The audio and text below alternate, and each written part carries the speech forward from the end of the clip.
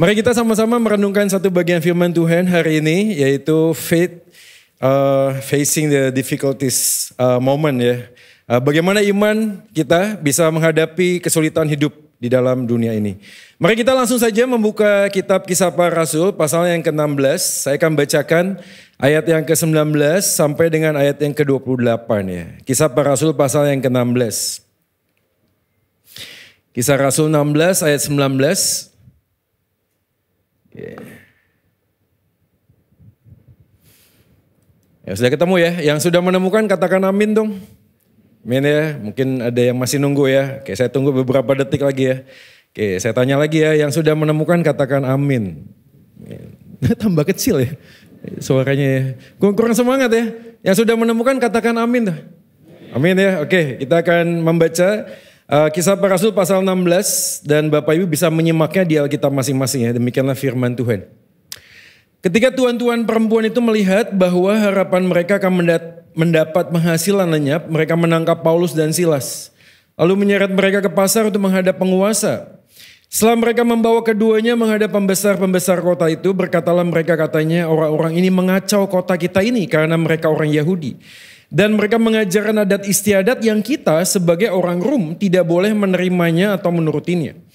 Juga orang banyak bangkit menentang mereka, lalu pembesar-pembesar kota itu menyuruh mengoyakkan pakaian dari tubuh mereka dan mendera mereka. Setelah mereka berkali-kali didera, mereka dilemparkan ke dalam penjara. Kepala penjara diperintahkan untuk menjaga mereka dengan sungguh-sungguh. Sesuai dengan perintah itu, kepala penjara memasukkan mereka ke ruang penjara paling tengah, membelenggu kaki mereka dalam pasungan yang kuat. Tetapi kira-kira tengah malam Paulus dan Silas berdoa dan menyanyikan puji-pujian kepada Allah dan orang-orang hukuman lain mendengarkan mereka. Akan tetapi terjadilah gempa bumi yang hebat sehingga sendi-sendi penjara itu goyah dan seketika itu juga terbukalah semua pintu dan terlepaslah belenggu mereka semua. Ketika kepala penjara itu terjaga dari tidurnya dan melihat pintu-pintu penjara terbuka, ia menghunus pedangnya hendak membunuh diri. Karena ia menyangka bahwa orang-orang hukuman itu telah melarikan diri. Tetapi Paulus berseru dengan suara nyaring katanya, "Jangan celakakan dirimu sebab kami semuanya masih ada di sini." Demikianlah firman Tuhan, kita berbahagia kalau kita menjadi pelaku firman di dalam kehidupan kita hari lepas hari. Nah Bapak Ibu dan Saudara yang dikasih oleh Tuhan, saya akan membuka renungan pada pagi ini dengan sebuah refleksi ya tentang kata yang sering kita sebut yaitu kata iman. Semua agama bicara tentang iman, bahkan kita juga yakin, kita juga mendengar bahwa saudara-saudara kita yang memilih untuk tidak percaya kepada Tuhan alias ateis juga mempunyai iman. Jadi iman adalah satu bagian yang kita percayai walaupun kita tidak mengetahuinya dengan sempurna. Sekali lagi ya, iman adalah apa yang kita percayai walaupun kita tidak mengetahuinya secara sempurna. Teman-teman kita yang ateis mengatakan apakah dunia ini diciptakan oleh Tuhan? Dia bilang no. Ya, Tuhan tidak perlu untuk di dalam alam semesta ini bisa ada. Lalu kita tanya balik, lalu kalau begitu bagaimana Anda bisa tahu bahwa alam semesta ini terjadi tanpa Tuhan? Nah jawabannya adalah kami sedang menyelidikinya. Jadi mereka belum mempunyai sebuah pengetahuan yang tepat tentang bagaimana alam semesta ini ada. Tapi mereka tetap yakin dan percaya itu. Sama, orang-orang non-Kristen bertanya kepada kita, misalnya saudara kita yang Buddhis, yang Hindu, yang mengatakan bahwa apakah surga dan neraka itu sebuah tempat. Kalau memang sebuah tempat, maka tunjukkanlah atau buktikanlah kepada kami. Ya, tapi kita tetap percaya. Sama, kita juga bertanya kepada teman kita yang Buddhis, yang Hindu. Ya, bertanya tentang bagaimana mungkin reinkarnasi itu bisa dipercaya. Kalau manusia karmanya buruk, lalu kemudian jadi binatang. Lalu binatang bisa kembali menjadi manusia dan seterusnya. Tapi tetap dipercaya. Jadi iman adalah bagian yang sebenarnya kita itu tidak ketahui secara sempurna. Tapi kita meyakini dan mempercayainya di dalam kehidupan kita. Nah bagian inilah yang kita coba untuk pikirkan sejenak sudah. Kenapa? Karena orang Kristen pada waktu ngomong tentang iman juga seringkali nggak jelas gitu loh. Iman kita itu bukan bersandar kepada siapa, tapi bersandar kepada apa. Ini dua hal yang berbeda. Tidak bersandar kepada siapa, tapi bersandar kepada apa. Maka banyak orang Kristen beriman kepada iman. Beriman kepada apa yang dipercayai. Banyak orang bicara tentang iman, tapi tidak pernah ngerti apa itu iman yang sebenarnya. Jadi kalau ada orang menghadapi sebuah kesulitan, jawabannya sederhana, udah imani saja. Percaya saja, apa yang dipercaya tidak tahu. Tapi percaya saja dan percaya saja. Banyak kali kita memahami tentang iman itu hanya sekedar tentang apa yang kita percaya. Tapi sebaliknya, saya akan mengatakan pagi ini adalah bukan seberapa kuat kita percaya tentang apa yang kita pahami, tapi seberapa dalam kita memahami tentang siapa yang memegang tangan kita yang dengan tangannya yang kuat. Jadi bukan seberapa besar kita bisa percaya. Karena apa yang kita percayai jangan-jangan bukan seperti apa yang Tuhan ingin nyatakan. Sebagai contoh gampang sederhana gitu. Saudara, kalau kita ingin mengenal seseorang, katakanlah tokoh seseorang, katakanlah presiden kita Bapak Jokowi. Kita bisa tahu tentang beliau. Tidak perlu kenal, tapi kita bisa tahu. Kita baca biografinya, kita bisa baca semuanya tentang beliau. Tapi kalau kita datang ke istana, tentu saja kita tidak akan dibukakan pintu karena kita tidak kenal. Kita hanya percaya, kita hanya tahu dengan apa yang kita pelajari. Nah, seringkali apa yang kita percayai itu tidak terkait dengan siapa. Siapa yang memegang tangan kita, karena siapa itu jauh lebih penting daripada apa. Mary Eddie Baker, salah seorang yang kemudian juga bergumul dengan hal ini. Lalu kemudian mencoba untuk memahami apa yang dia percayai dengan hal-hal yang sifatnya itu, ya mungkin bahasanya sinkritisme dalam bahasa sekarang. Mencoba untuk memadu-padankan apa yang dipercayai dengan sains. Lalu kemudian muncullah sebuah pemahaman tentang Christian Science. Salah satu bagiannya adalah yang menarik sekali, memadu-padankan bagaimana keyakinan Kristen dengan keyakinan dari teman-teman kita di Timur Tengah dan seterusnya, mistik dan seterusnya. Beberapa orang mencoba untuk memahami bahwa penyakit atau kesulitan hanyalah sebuah ilusi. Memang berbau seperti Platonisme yang percaya bahwa yang baik itu roh. Tubuh ini tidak baik. Maka untuk bisa menemukan sesuatu yang baik, keluarkanlah roh. Dan ini mirip sekali dengan teman-teman kita yang Hindu. Yang percaya bahwa roh itu bisa keluar, lalu bisa kembali lagi ke dalam tubuh. Jadi konteks inilah yang mencoba untuk dipahami. Kenapa ya banyak orang Kristen kemudian mudah sekali terombang-ambingkan dengan ajaran di dunia ini. Karena kita hanya berpegang pada apa yang kita percaya. Kita mencoba untuk memformulasikan tentang Tuhan dengan sebuah konsep. Kita tahu tapi tidak kenal. Kita belajar tapi tidak mempunyai relasi kasih. Kita mencoba untuk membuat sebuah doktrin tertentu yang sangat kuat tapi tidak ada sebuah relasi yang sungguh-sungguh di dalamnya hadir itu loh. Maka saya yakin iman itu adalah titik temu antara pengenalan dan pengalaman. Sama-sama ya, follow after me ya. Iman adalah titik temu antara pengenalan dan pengalaman. 1, 2, 3. Iman adalah titik temu antara pengenalan dan pengalaman. Jadi kalau kita bicara tentang iman bukan hanya sekedar apa yang kita ketahui. Jangan-jangan kita beriman kepada apa yang kita percaya, bukan kepada siapa pribadi yang sudah memberikan hidupnya kepada kita. Di dalam Kristus kita menemukan bahwa iman kita bukan sekedar apa yang kita percaya. Tapi bagaimana Tuhan Yesus sudah datang ke dalam dunia ini, mati menebus dosa kita, dan di dalam Dialah kita menemukan kebahagiaan yang sejati. Saudara, saya ini lahir di keluarga Kristen, saudara. Waktu SMA, mungkin saya nggak tahu, saya pernah cerita atau nggak ya. Waktu SMA saya pernah pengen lulus ujian, tapi nggak mau sekolah, nggak mau belajar. Dulu tuh zaman kita tuh namanya apa ya? Bukan UN ya, namanya Eptanas ya. Jadi kalau saya sebut Eptanas ada yang nganggut-nganggut, wah ini umurnya seusia sama saya. Kita sudah mulai usianya agak lanjut ya. Eptanas ya, mau ujian tapi gak mau belajar. Jadi saya sama teman-teman sehari ya Sabtu Seninnya ujian gitu ya. Kita maunya gak mau belajar tapi pengen lulus. Lalu kemudian kita cari dukun. Ya, cari dukun saudara. Ada yang pernah ke dukun? Kelihatannya nggak ada ya. Dukun tahu ya, tapi ya dukun ya. Jadi ke dukun, minta didoain, minta jimat ya, supaya nggak usah belajar bisa lulus. Alhasil kita semuanya nego, harganya sudah cocok, lalu kita pergi ke dukun ini.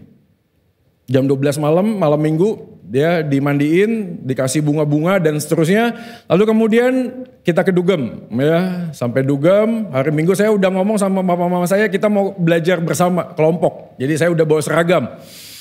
Hari Seninnya kita sekolah, ya cuma mandi-mandi, ya cuci muka, kita pakai seragam, sekolah, ujian sudah. Belnya 2 kali, bel pertama yang dibagikan adalah lembar jawaban, soalnya belum. Ya, begitu lembar jawaban, saya langsung isi. Begitu ada lembar soal, saya kumpulin. Gurunya sampai bingung, loh kamu gak usah baca soal, gak usah. Ya, saking luar biasanya ya. Ya. Lalu kami keluar, dan keluar teman saya sudah nunggu semua di luar. Ya, dan saya selalu senang dengan bagian ini karena saya selalu tebak-tebakan. Bapak Ibu tebak-tebakan yuk, kira-kira saya lulus atau enggak? Ya, lulus atau enggak kira-kira? Saya enggak baca soal, langsung isi aja. Kira-kira saya lulus enggak? Ya, lulus. Ya saya lulus, bukan cuma saya, 5 teman saya lulus. Ya, luar biasa ya.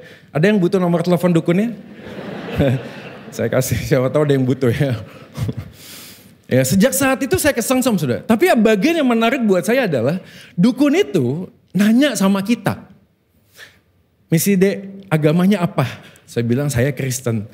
Kamu apa? Saya Katolik. Kamu apa? Saya Buddhis. Teman-teman saya beda-beda semua. Ya, Anda tahu dukunnya ngomong apa? Ibadah yang baik ya. Ya, yang ke gereja yang sungguh-sungguh loh ya, gereja loh. Ya ke gereja, ayo apa Alkitab ya, coba dibaca Alkitabnya. Dukun loh ngomong begini loh, luar biasa gak? Ya, dia ngomong kesana boleh, kesini juga boleh, gak apa-apa. Dan waktu itu saya mempercaya bahwa apa yang saya percaya tentang Tuhan dia bisa aja, Tuhan kan bisa pakai juga dukun. Ya. Tuhan bisa pakai dukun. Saudara Anda tahu pada waktu saya dulu kan pernah pakai narkoba ya. Jadi pada waktu saya sakau, Anda juga pernah dengerin kan? Saya waktu sakau, saya cuma punya barang sedikit, cuma bisa 1 kali pompa. Ya. Saya masukin ke sini nggak bisa, nggak dapat uratnya. Anda tahu ya kalau ambil darah ya, ambil darah kan harus dapat ya. Ke sini nggak bisa, ke sini ke kaki nggak bisa. Lalu saya doa. Anda tahu doa saya? Saya doa dalam nama Yesus sudah. Ya. Begitu saya doa Tuhan Yesus tolong saya, langsung dapat sudah. Ya. Dan saya ingat waktu fly saya ngomong puji Tuhan, haleluya saudara waktu saya fly.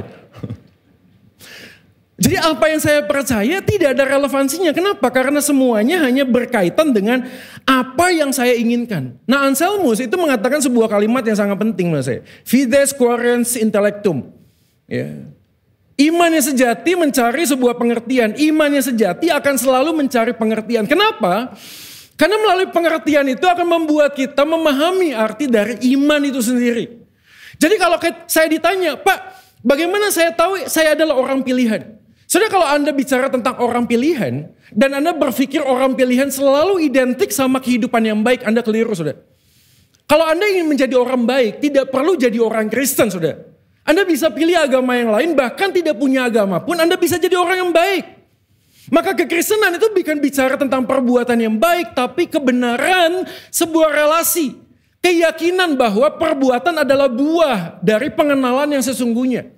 Jadi iman yang sejati mencari pengertian. Kalau Anda tanya saya, Pak bagaimana saya tahu saya adalah orang pilihan? Jawabannya sederhana, apakah imanmu membuat engkau semakin mau mengenal? Ingat ya, iman adalah titik temu antara pengenalan dan pengalaman. Semakin kita mengenal siapa Kristus, semakin kita mengalami siapa Kristus. Semakin saya mengalami siapa Kristus, semakin saya bertanya tentang siapa Kristus yang saya percaya. Inilah bagian yang penting saudara. Kenapa? Karena proses pengudusan dimulai dari pembaharuan pikiran. Dan tanpa kemurnian firman, sulit sekali untuk kita bisa punya sebuah proses pengudusan. Kita yakin, kita percaya ini bukan gereja untuk tempat orang yang sempurna, yes. Tapi kita terus disempurnakan. Pertanyaan saya pagi hari ini adalah, pada waktu kita memiliki sebuah iman dan menghadapi sebuah masalah ujian di dalam kehidupan ini, apakah iman kita itu growing saudara? Iman kita itu bertumbuh dalam pengenalan dan bertumbuh di dalam pengalaman. Karena ada orang yang merasa bertambah kenal Tuhan, tapi tidak bertumbuh di dalam Tuhan. Baca Alkitab iya, ke gereja iya, ikut PA iya. Tapi kehidupannya gak bertumbuh, gak ada penguasaan diri, gak ada kasih di dalamnya, gak ada kelemah lembutan. Tapi sebaliknya, ada orang yang hidupnya semakin baik. Secara moralitas baik, tapi aneh sekali. Begitu suruh baca Alkitab malas. Belajar tentang siapa Tuhan gak ada kerinduan. Ada pertanyaan besar. Jadi kalau iman yang sesungguhnya harusnya ada pengenalan dan pengalaman. Dari bagian inilah kita belajar dari konteks Kisah Para Rasul pasal 16. Ini dia. Jadi waktu kita membaca pasal 16 ayat 19. Ada tuan perempuan itu melihat bahwa harapan mereka akan lenyap. Kalau kita mundur sejenak, apa yang terjadi? Yang terjadi adalah Paulus dan Silas diganggu. Diganggu oleh seorang wanita yang punya roh tenung. Di sana dikatakan. Lalu Paulus mengatakan menghardik roh tersebut. Lalu kemudian roh tenung itu lenyap daripadanya. Celakanya adalah efek domino. Wanita tenung ini ternyata adalah anak buah dari para pembesar kota saat itu yang dapetin benefit, dapat profit. Dari mana? Dari wanita tenung ini. Dan ayat 19 dikatakan demikian, tuan-tuan perempuan itu melihat harapan mereka akan mendapat penghasilan lenyap. Maka mereka menyeret Paulus dan Silas. Yang menariknya adalah Paulus dan Silas difitnah. Dan kalimat fitnahannya adalah ini, ayat 20. Maka pembesar kota itu mengatakan orang ini mengacau kota ini karena mereka orang Yahudi. Betul? Betul. Tapi nggak lengkap. Kenapa? Karena ada kaitan bagian yang kedua. Ayat 21. Dan mereka mengajar adat istiadat yang kita sebagai orang Rom tidak boleh menerimanya. Maksudnya apa sih? Fitnahannya itu nggak masuk gitu loh. Dan pada saat itu kita tahu Paulus punya 2 keluarga negaraan. Termasuk dalam kapasitas itu dia adalah orang Roma. Kalau kita membaca kisah para rasul bagian yang belakang, dia bisa naik banding sudah. Kenapa? Dia punya privilege. Jadi pada waktu difitnah oleh kepala-kepala tuan-tuan besar di kota itu, harusnya Paulus memberikan sebuah jawaban. Ini bagiannya. Paulus secara sah punya warga negara sebagai orang Rom. Tapi pada saat kita membaca bagian ini, waktu masalah itu datang, seakan-akan Paulus tidak ingin mencari sebuah pembenaran, tidak mencari sebuah pelarian. Paulus tidak mengejar sesuatu supaya dia itu dibenarkan. Enggak. Pada saat dia difitnah, seakan-akan di sana Paulus dan Silas hanya menerima. Dan ini penting saudara sekalian. Kenapa? Karena pada waktu Paulus ingin membela dirinya dan mengatakan saya juga orang Roma. Saya bisa naik banding. Saya minta semua persidangannya terbuka. Dia bisa. Tapi dia tidak lakukan. Kenapa? Karena poinnya adalah ini. Orang yang berlari kepada Allah tidak akan berlari meninggalkan masalah. Ini poin yang sesungguhnya. Iman itu pengenalan pengalaman. Sudah. Orang yang mengenal Tuhan sadar bahwa setiap masalah yang datang ke dalam hidupnya itu bagian untuk mendewasakan hidupnya, mendewasakan dirinya. Maka Roma pasal 5 mengatakan sebab itu kita yang dibenarkan oleh Allah, kita juga bermegah di dalam penderitaan. Bermegah dalam penderitaan sudah. Karena penderitaan menimbulkan ketekunan. Ketekunan menimbulkan tahan uji. Dan tahan uji menghasilkan pengharapan. Dan pengharapan tidak akan pernah mengecewakan. Karena kasih Allah sudah dinyatakan di dalam Kristus Tuhan kita yang sudah mati di atas kayu salib. Soalnya saya nggak tahu apa yang menjadi pergumulan Anda hari ini. Tapi maaf, saya banyak ketemu para pria dan suami yang melakukan kesalahan dalam bisnisnya. Anda tahu apa yang dia lakukan? Dia pasang istrinya di depan, anaknya di depan. Dia jadikan tumbal supaya apa? Supaya dia tidak lagi disalahkan. Dia merasa kesalahan yang dia lakukan bukan kesalahan dia. Dia mencoba untuk melarikan diri dari semua pergumulan yang dihadapi. Saya nggak tahu berapa banyak juga orang-orang Kristen hari ini. Begitu ada debt collector datang kasih tahu, nak kamu maju ke depan, bilang papa nggak ada. Kalau ada pergumulan dalam sebuah pasutri, pergumulan dalam pernikahan, apa yang terjadi? Saling menyalahkan. Yang salah kamu, kenapa kamu nggak ngasih tahu dari awal? Begitu ada masalah datang, kita mencoba mencari kambing hitam, kita mencoba mencari sebuah pelarian. Paulus dan Silas tidak lakukan hal itu sudah. Dia tahu bahwa misinya adalah memberitakan firman Allah. Misinya adalah memberitakan tentang Injil Allah. Dan dia sadar bahwa konsekuensi dari pilihan terhadap tujuan hidupnya akan menghasilkan hal tersebut. Pertanyaan saya pagi hari ini adalah buat saya dan Anda, apakah tujuan hidup kita hari ini? Kalau tujuan hidup kita hari ini hanyalah mengejar kebahagiaan demi diri sendiri, perhatikan semua masalah yang terjadi, kita akan mudah sekali mencari pembenaran. Kita mencari orang lain yang salah, saya tidak salah. Orang lain yang salah bukan saya. Semuanya terjadi karena situasi kondisi, kita mencari sesuatu hal di luar diri saya. Hari ini Tuhan menegur kita dan mengatakan orang yang berlari kepada Allah tidak akan berlari meninggalkan masalah. Kenapa? Karena Anda salah melihat masalah akan membuat hidup Anda hidup di dalam masalah yang tak pernah kunjung usai. Apa masalah yang Anda hadapi hari ini? Dalam pernikahan, dalam pekerjaan, dalam usaha. Coba kita flashback dan kita memahami kenapa sih Tuhan izinkan ini. Karena seringkali apa yang kita lakukan adalah, apa yang kita tuai adalah sebuah kesalahan karena kita lakukan sendiri. Dan saya yakin bahwa kegagalan kita mengambil keputusan tidak akan pernah menggagalkan keputusan Tuhan memilih kita kok. Pilihan Tuhan kepada kita tidak pernah salah walaupun hidup kita penuh dengan masalah. Tuhan memilih kita tidak pernah salah sudah. Tidak pernah salah. Tapi apakah kita melihat masalah yang Tuhan izinkan itu membuat kita semakin bertumbuh di dalam pengenalan kita akan Tuhan? Iman adalah titik temu antara pengenalan dan pengalaman. Bagaimana mungkin kita tidak melihat kehadiran Tuhan di tengah-tengah situasi kondisi yang kita hadapi hari-hari ini? Jadi apa pelajaran yang kita dapatkan hari ini? Saudara, dari Kisah Para Rasul pasal 16, kita paling bisa bicara 3 hal. Yang pertama adalah unexpected journey. Siapa yang bisa menduga Paulus dan Silas saat itu akan berjumpa dan menghadapi hal ini? Gak akan pernah ada yang tahu. Paulus dan Silas pada saat itu tidak menduga bahwa apa yang terjadi saat itu akan menuai sesuatu hal yang membuat mereka itu akan didera berkali-kali. Malam itu mama saya telepon.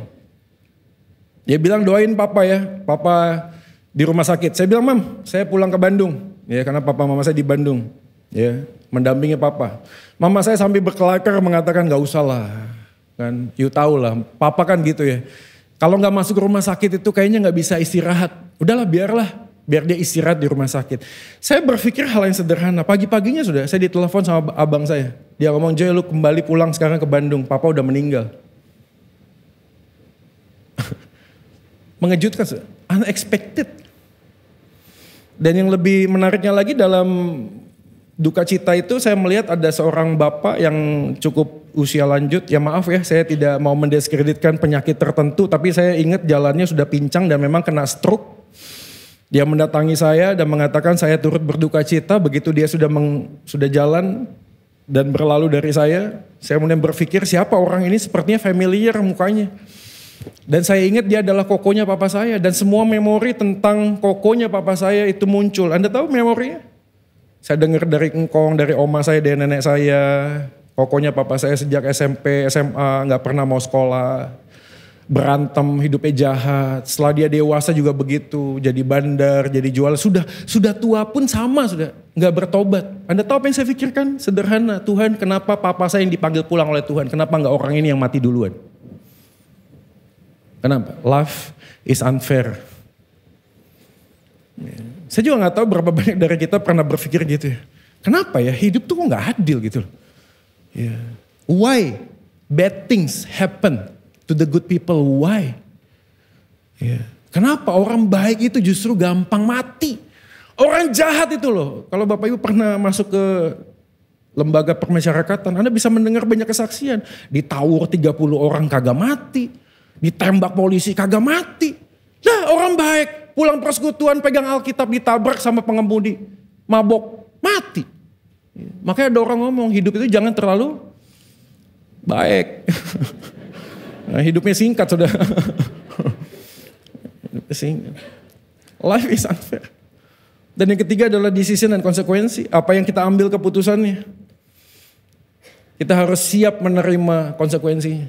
David Hume, seorang ateis, pernah mengatakan sebuah kalimat, jika seorang asing diturunkan ke dunia ini, maka hal pertama yang akan saya lakukan adalah mengajaknya berjalan ke rumah sakit, penjara, tempat pengungsian, sehingga saya yakin bahwa kehadiran Anda di dunia ini bukan karena kasih. Jika Allah ada, maka manusia terlahir dalam dunia ini hanya untuk menikmati penderitaan, dan fakta ini membuktikan bahwa Allah tidak ada.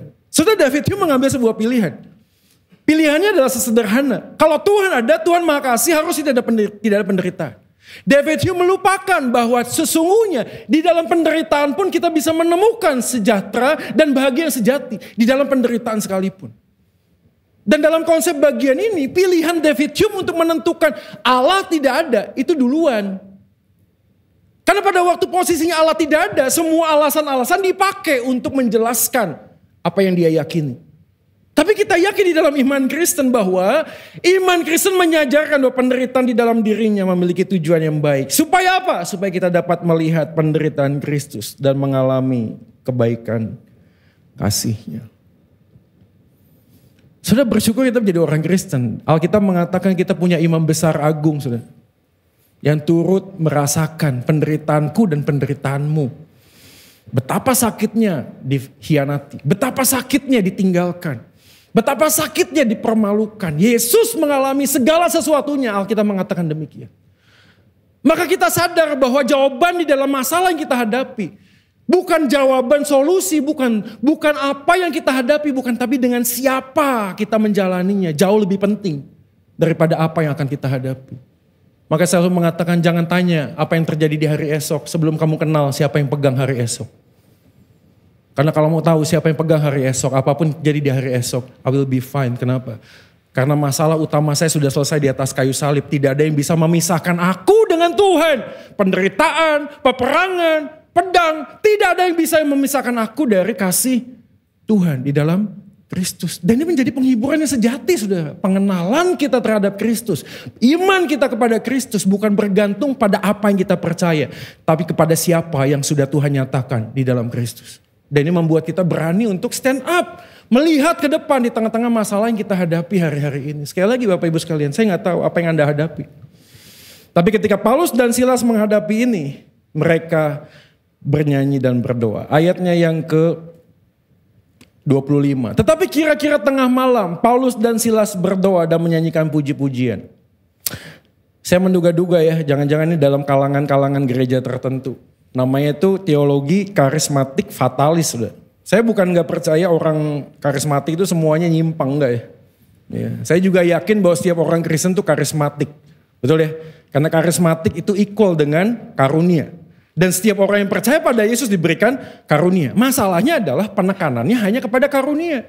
Tapi di sisi yang lain kita juga sadar kita ini adalah orang reform. Orang reform itu bukan denominasi gereja tertentu. No, itu semangat kembali kepada Alkitab.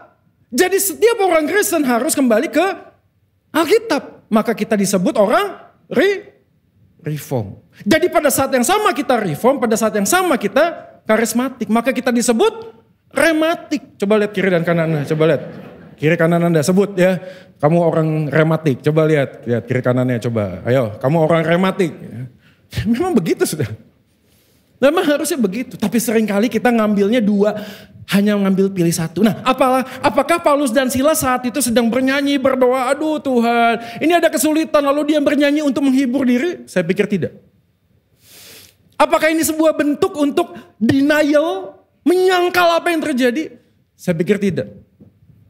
Tapi saya yakin karena Filipi 1 ayat 21 menjelaskan ini, yaitu mereka hidup buat panggilan. Saudara, saya sedikit ngelimur sedikit ya, karena saya teringat dengan dua tokoh ini ya. Saudara, ada dua tokoh filsuf yang paling tidak konsepnya itu mempengaruhi banyak orang, termasuk orang Kristen. Yang pertama René Descartes, dia mengatakan sebuah kalimat, I think therefore I am. Bagi dia adalah saya ada karena saya berpikir saya ada. Ada ini bukan sekedar saya dalam fisik ya, bukan. Ya, tapi orang yang sudah kehilangan pikirannya berarti dia sudah tidak ada. Jadi saya ada karena saya berpikir saya ada. Yang menariknya adalah Jean-Paul Sartre adalah orang yang paling tidak agak-agak mirip. Orang ini juga ateis. Tapi dia mengatakan bahwa eksistensi itu lebih dulu. Maka orang pada waktu dia ada, maka dia berhak memilih apapun yang dia hendak pilih. Saudara, ini tahunnya udah lama, tapi dampaknya sampai sekarang. Anda tahu dampaknya? Beberapa sekolah di luar negeri konon katanya, ketika ada anak-anak preschool bertumbuh dewasa, kalau ditanya, kamu laki atau perempuan? Saya laki. Lalu gurunya ngomong begini, jangan pilih sekarang. Nanti kalau sudah tambah dewasa, kamu boleh pilih mau laki atau mau jadi perempuan. Saudara percaya atau tidak percaya hari ini? Pilihan tentang gender terkait siapa kamu, terserah. Tapi Pak, saya kan kelihatannya laki. Tapi kalau mau jadi perempuan juga boleh. Boleh. Jadilah dirimu sendiri. Be yourself, come on, let's go. Dan ini dampak dari semua pilihan, dari eksistensi mendahului. Jadi kalau saya ada hari ini, saya bisa pilih. Dan yang menariknya adalah orang Kristen juga kayak gini, saudara. Banyak orang Kristen yang bicara hal surgawi, tapi pikirannya duniawi. Apa itu? Saya. Dan kemudian mengemas sesuatu yang seakan-akan rohani, tapi isinya duniawi. Segala pujian dan doa, ujung-ujungnya apa? Saya. Kita semuanya akan diciptakan tidak menjadi ekor, jadi kepala. Ini saya, saudara. Dan saya kasih tahu Bapak Ibu sekalian, jangan mudah percaya dengan orang yang mengutip sesuatu dari Alkitab. Karena tidak semua yang dikutip dari Alkitab sama dengan kebenaran. Loh, maksudnya gimana Pak? Karena waktu Anda baca Alkitab, Anda membacanya dengan penafsiran. Nah, penafsiran itu bisa muncul dari keinginan diri sendiri. Maka muncullah kutipan-kutipan. Siapa yang di dalam Kristus, mintalah segala sesuatu, maka engkau akan diberikan. Diambil situnya saja. Kenapa? Karena saya sudah punya keyakinan tertentu. Maka Yesus datang untuk memberi kelimpahan. Kelimpahannya apa? Cuan. Materi sudah. Yang paling sering dikutip Filipi 4 ayat 13. Ada yang ingat gak? Coba, ada yang ingat ayatnya, dapat voucher nanti dari Pastor Haryadi. Ya. Bisa ikut kebaktian keempat hari ini. Ya. Filipi 4:13, segala perkara dapat kutanggung di dalam Dia yang memberi kekuatan kepada aku, sudah. Ya. Mau masalah apapun kutip Filipi 4:13. Masalah apapun Filipi 4:13. Salah, saudara. Karena Filipi 4:13 Paulus sudah mengatakan apa? Aku tahu apa itu kekurangan. Aku tahu apa itu kelebihan. Paulus mengatakan dari semuanya itu segala perkara. Maksudnya apa sih? Paulus dengan sebuah misi pemberitaan Injil. Dia tahu dia hidup oleh Injil. Dia menghidupi Injil, dia memberitakan Injil. Jadi kalau ada orang hari ini hidupnya tidak sedang memberitakan Injil, tidak punya misi yang jelas, please jangan comot ayat Filipi 4 ayat 13. Karena itu gak ada urusannya sama bisnis lo. Kagak ada. Jadi yang pertama harus dipastikan saya punya tujuan. Bagaimana meninggikan Kristus, meninggikan salib, memberitakan Injil yang melalui hidup saya. Maka di dalam misi itu saya mengalami banyak goncangan, shaking, saudara. Dan Filipi 4:13 mengatakan segala perkara dapat kutanggung di dalam Dia yang memberi kekuatan kepada aku. Kenapa? Karena Dia yang memanggil aku untuk menghidupi Injil, Dia juga akan menolong aku menggenapinya di dalam dan melalui hidupku. Yesus pernah berkata sebuah kalimat, wise man built his house on the rock. Dan bertanya, siapakah orang bijak yang mendirikan rumah di atas batu? Adalah orang yang mendengar dan melakukan firman. Orang bijak. You cannot understand the will of God unless you stand under the will of God. Saya kasih tagline saya di Instagram saya. Cinta itu sulit dipahami, hanya bisa dijalani. Of course, kenapa? Karena cinta itu verb. Kamu bisa mengenal, mengetahui apa itu cinta. Tapi Anda tidak akan pernah mengerti apa itu cinta sebelum Anda mengambil keputusan untuk mencintai. Dan ketika Anda mengambil keputusan untuk mencintai, Anda sadar itulah cinta yang sejati. Apa itu? Ketika Anda mencintai, Anda terluka. Dan Anda melihat Kristus terluka saat mencintai. Supaya kita sadar, waktu kita mencintai, kita terluka. Dan luka tidak membuat kita jatuh, sudah. Tapi semakin bertumbuh. Sudah seberapa besar kita mengenal kasih Tuhan di dalam hidup kita. Dan pergumulan dan masalah yang hari ini kita hadapi, kita sadar apa itu? Bahwa cinta itu bukan kata-kata tapi tindakan yang nyata. Dan kita sadar itu yang dilakukan oleh Yesus. Maka Yesus berkata, akulah jalan, akulah kebenaran, akulah kehidupan. Yesus tidak berkata itulah jalan, no. Yesus berkata akulah jalan. Jadi hari ini waktu masalah menghampiri hidupmu, jangan minta jalan keluar dari Tuhan kalau hidup kamu masih keluar dari jalannya Tuhan. Jangan minta jalan keluar dari Tuhan kalau hidupmu masih keluar dari jalannya Tuhan. Tapi kalau kamu sudah on the track, kamu tahu sadar panggilan hidupmu seperti Paulus dan Silas. Semua konsekuensi yang akan dijalani, dia akan hadapi. Maka menarik sekali karena kata berdoa dan menyanyikan puji-pujian dengan sebuah tensis yang sebenarnya isinya merujuk bukan pujian untuk menyenangkan diri, saudara.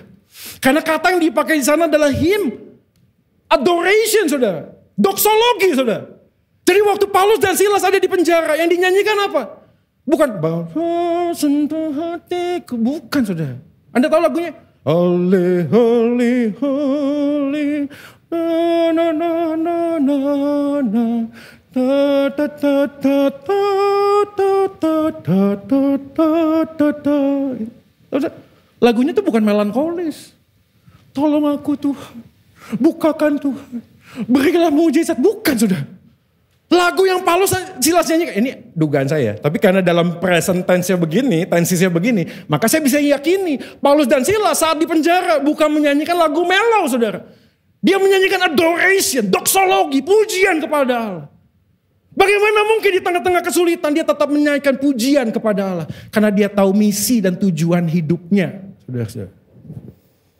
Selama kita tidak tahu misi dan tujuan hidup kita hari ini, semua masalah hanya akan membuat kita terpuruk. Mereka yang belum menemukan keamanan di dalam Tuhan akan sulit menemukan kenyamanan di dalam hidup. Bagi kita yang hari ini masih jomblo, saudara-saudara, Ingat baik-baik pesan saya selalu mengulang begini. Ya, jangan mencari kenyamanan dipeluk oleh seseorang sebelum kau menemukan keamanan di pelukan Tuhan. Karena semua pelukan dan untuk mencari kenyamanan, perhatikan, pelukan orang yang kita cinta bahkan membuat kita terluka. Kenapa? Karena dia peluk kita terlalu erat. Kemanapun kau pergi ditanya lagi apa, kemana. Dan itu membuat kita capek sudah. Capek sudah.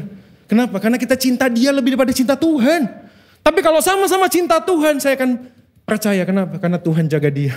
Kalau Tuhan akan kasih dia menjadi pasangan saya, apapun terjadi, saya akan tetap bersama dengan dia. Ada amin jomblo-jomblo? Oh, kok pada keras suaranya ini kan? Ini kan sudah pada menikah. Menikah jangan nyebut lagi ya, nggak boleh ya. Ini yang jomblo aja ya. Pertanyaan hari ini, adakah kita merasakan keamanan di dalam Tuhan? Kalau kita tidak menemukan keamanan di dalam tangan Tuhan, kemanapun Anda pergi, Anda tidak akan menemukan kenyamanan yang sejati. Kenapa? Karena kenyamanan yang sejati berjalan bersamaan dengan keamanan yang Tuhan berikan kepada kita. Saya tadi udah mention, saya orang Bandung ya. Casingnya Batak, tapi saya lahir dan besar di Bandung sudah. Dan menariknya adalah setiap tahun kita selalu ke Bandung, dan di Bandung ada kuliner. Kuliner enak. Siapa yang udah ke Bandung?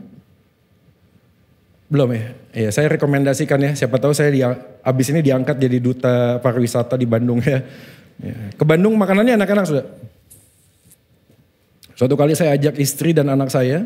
By the way, istri saya bukan orang Bandung. Ke sebuah makanan Sunda tradisional. Nah, yang menariknya adalah di restoran ini, kalau kita order makanan, kita order dulu langsung bayar. Ya seperti biasanya lah resto ya, jadi kita bayar, pesan, bayar. Nah kita ambil tempat duduk, jadi mejanya ada nomornya, lalu kita ngomong nomor meja saya ini.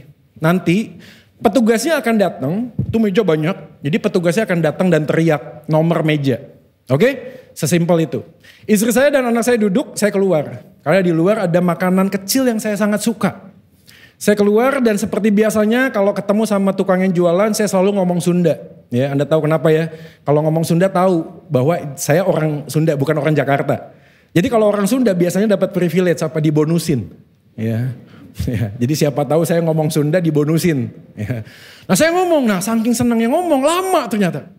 Begitu saya masuk dalam restoran, waduh istri saya sama anak saya mukanya udah gak enak. Saya bilang, loh makanannya mana?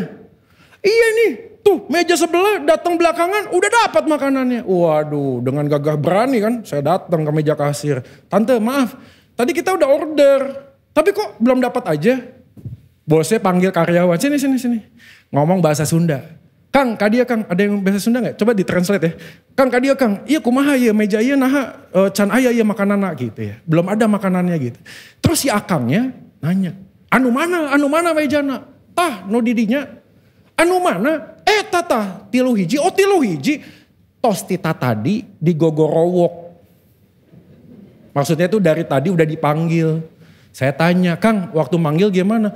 Ya seperti biasana. Tilu hiji gitu. Tapi gak ada yang datang. Kang ini teh Indonesia Kang. Yang datang ke sini gak semuanya orang Sunda. Mau sampai kapanpun juga ngomong begitu istri saya gak akan nyaut. Kenapa? Dia bukan orang Sunda. Tilu hiji. Terus saya berpikir, Anda tahu gak sih? Kadang-kadang bahasa surga sama bahasa dunia tuh gak nyambung. Anda tahu penderitaan? Bahasa surganya tuh kebahagiaan. Kenapa? Karena Yesus mati melalui sebuah penderitaan. Untuk apa? Ada mahkota. Dan ketika kita tahu jadi warga negara surga, Anda tahu? Penderitaan itu menjadi bahasa yang kita kenal. Kita mengerti, karena waktu kita memandang Yesus dia menderita. Dan penderitaannya menjadi penghiburan, kenapa? Karena saya tidak sendirian menjalani apa yang sedang hadapi di dunia ini. Saudara sekali lagi, ketakutan terbesar kita bukan apa yang kita hadapi. Tapi dengan siapa kita menghadapi apa yang kita hadapi. Karena selama bersama dengan Tuhan, apapun yang kita hadapi hari ini, I will be fine. Kenapa? Karena Tuhan sudah bersama dengan saya dan tidak pernah meninggalkan saya. Maka poin ini penting sudah. Tanpa pertobatan mustahil kita dapat mengalami penyertaan Tuhan. Karena mereka yang mengalami penyertaan Tuhan akan mengalami pertobatan hari lepas hari. Maka Paulus dan Silas mendapatkan mujizat. Menarik sekali karena dia tahu begitu semua pintu-pintu terbuka apa yang dilakukan dia stay di sana. Why? Lagi-lagi saudara, misi dan tujuan hidupnya menjadi anchor, menjadi jangkar. Dia tahu walau mujizat pun terjadi ini bukan tanpa maksud. Dan kalaupun ada maksud itu bukan untuk kesenangan diriku, maka pada saat itu dia ketemu dengan kepala penjara. Menariknya, kalau Anda melihat perspektif kepala penjara, Anda bisa bayangkan. Dalam posisi ketakutan, kekalutan, dia berpikir habis ini gue dipecat. Karena semua orang di penjara itu sudah kabur. Dan hari ini dia berpikir istriku akan makan apa, anakku akan makan apa. Dia berpikir hal-hal yang paling tidak secara dunia dia pikirkan. Tapi yang menariknya adalah Tuhan memberikan jawaban lebih daripada apa yang dia bisa pikirkan, apa itu keselamatan. Dia berjumpa dengan Kristus melalui kehadiran Paulus dan Silas. Menarik sekali saudara. Kenapa? Karena walaupun kehidupan kita memang sulit dan rumit, tapi mereka yang berharap pada Tuhan akan menjalaninya dengan penundukan diri. Sekali lagi Bapak Ibu dan Saudara sekalian, mari kita submit ya. Kadang-kadang waktu kita berontak tuh kita tidak menemukan jawaban. Maka setiap kali ada ujian, harap tenang. Ujian sedang berlangsung. Ya, jangan riweuh tuh bahasa Sunda. Begitu ada masalah kayak gimana ya, apa segala macam. Datang kepada Tuhan. Berpikir tentang apa yang harusnya kita lakukan pertama kali. Kenapa? Karena Tuhan memang bisa membuat badai hidup menjadi tenang. Tapi dia juga bisa membuat bahtera yang kuat untuk menghadapi badai yang mungkin saat ini sedang tidak tenang. Mintalah kekuatan untuk kita menjalani hidup. Bukan cuma sekedar menyelesaikan semua masalah yang kita hadapi. Last but not least ya, saya tahu ini ada kebaktian rentetan ya. Jadi saya agak cepat terakhir, minta maaf ya. Saya membaca sebuah buku, saya juga merekomendasikan Anda untuk membaca buku ini ya. The Hollywood Heroes ya. Frank Turek sama anaknya dia menuliskan buku ini. Buku ini sangat mudah dicerna ya. Jadi dia melihat film-film yang ada ya. Avenger, Iron Man dan seterusnya. Termasuk salah satu adalah Star Wars. Nah saya membuat review buku ini. Dan saya akan mengangkat bagian tentang cerita di halaman 109 dari buku Hollywood Heroes. Frank Turek mengutip sebuah kalimat dalam film tersebut. Bayangkan Anda berada di pesawat ruang angkasa Millennium Falcon. Ya, dari satu sisi Bima Skati dan sedang berusaha melarikan diri dan seterusnya. Kita lihat apa yang bisa kamu lakukan nak. Dia memerintahkan Anda untuk memacu Falcon sampai dalam kecepatan cahaya dan seterusnya. Luar biasa ya. Karena Frank Turek sedang membaca dan melihat apa yang terjadi dalam film ini. Dan mencoba untuk menarik apa yang sebenarnya ada di balik film tersebut. Anda sekarang sedang menjelajahi ruang dengan kecepatan 186.000 mil per detik. Berapa lama waktu yang Anda butuhkan untuk sampai dari sisi lain ke galaksi? Berapa jam? Berapa hari? Tidak. Anda butuh 100.000 tahun dengan kecepatan cahaya. Ini di bukunya ya. Ya, galaksi sangatlah besar tapi tidak bisa dibandingkan dengan keseluruhan alam semesta. Luar biasa. Kemudian Frank Turek menarik sebuah keilmuan tentang sains dan seterusnya. Pesawat ruang angkasa mengorbit dengan kecepatan sekitar 18.000 mil per jam. Butuh waktu hampir 200.000 tahun untuk menempuh jarak antara dua bintang di galaksi kita. Dan by the way ini adalah satu bagian galaksi yang hari ini kita tahu ya. Ya di mana salah satunya ada kita di sana ya. Itu bumi sudah. Ya, Anda bisa mencoba untuk membuat imajinasi sendiri ya. Jupiter sebesar itu, Saturnus sebesar itu, dan bumi sebesar itu. Ya. Nah ini ya. Coba bayangkan Anda pergi ke luar angkasa lalu melihat bumi dari luar. Ada berapa benua di dunia ini? 5 ya? Ya, salah satu benuanya Asia. Asia banyak negara ya. Salah satunya Indonesia, betul? Indonesia gede gak? Gede. Ya, ribuan pulau katanya. Salah satu pulaunya Pulau Jawa. Jawa juga cukup besar ya. Jawa Barat, Jawa Tengah, Jawa Timur. Ada Jawa Timur. Ya. Di Jawa Timur gede ya lumayan ya. Ada yang pernah jalan kaki keliling Jawa Timur? Kaki gempor. Ya. Jawa Timur gede ya. Salah satunya ada kota Surabaya. Anda kalau jalan kaki atau naik sepeda keliling Surabaya juga capek. Gede lumayan. Ya. Dan di kota Surabaya ada sebuah jalan. Jalan Bintang di Pongo. Di sana lagi Gibeon Church ada. Gibeon juga lumayan besar ya. Dalam satu ruangan ada kita. Anda lihat. Ada benua. Ada negara. ada kota. Ada pulau, ada kota, ada jalan, ada saya, debu. 3.000 tahun yang lalu Daud menulis langit menceritakan kemuliaan Allah. Yesaya mengatakan dengan siapa hendak kamu samakan aku. Ayat 26. Arahkanlah matamu ke langit dan lihatlah siapa yang menciptakan semua bintang itu dan menyuruh segenap tentara mereka keluar sambil memanggil nama mereka sekalian. Senin lalu saya baru ulang tahun. Gak usah kasih kado ya, udah ditutup. Tapi berapa hari berselang, satu orang tante yang sudah lama gak ketemu, tiba-tiba bilang gini, Joy ada di rumah gak? Tante mau kirim sesuatu. Hadiahnya biasa, gak terlalu mahal. Tapi seketika saya berpikir ya, seneng banget. Ini tante udah usianya lanjut ya. Seneng banget rasanya diinget sama seseorang. Seneng. Ente ya, punya pengalaman gak sih? Punya orang ke luar negeri ya, pulang. Cuma kasih gantungan kunci tau gak? Tapi kenapa, entah kenapa bukan gantungan kuncinya, tapi diingat itu senang. Dan seketika saya ingat sebuah lagu sekolah minggu. Ya, saya gak tahu Bapak Ibu tahu gak ya?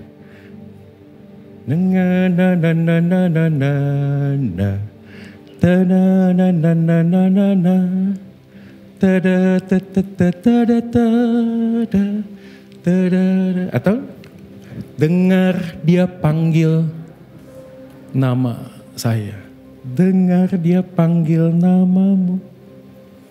He call us by our name in every condition of our life. Jesus call us by our name. Dan itu membuat kita sadar di tengah-tengah gejolak, goncangan hidup yang terlalu keras. Di dalam hati Yesus ada namamu.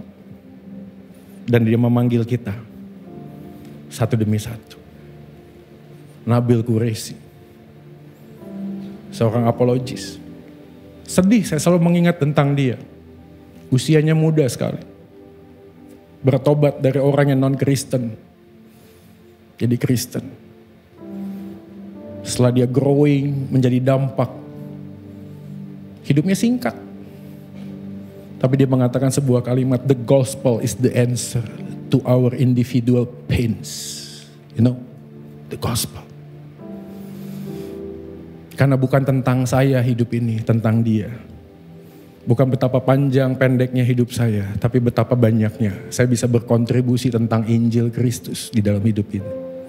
Soalnya saya tidak tahu apa yang Anda alami hari-hari ini. Tapi mari kita berpikir ulang, mengkalibrasi hati. Apa sih tujuan dan misi hidup kita? Kalau hidup kita adalah meninggikan salib Yesus, memberitakan Injil Tuhan. Apapun goncangan yang terjadi, I will stand firm. Bukan karena kuat dan gagahku, tapi karena salib Yesus menopang imanku. Melihat ke depan dan berjalan dengan hati. Kenapa? Karena dia panggil nama saya. Dia mati untuk saya. Mari kita mengambil waktu untuk berdoa kepada Tuhan.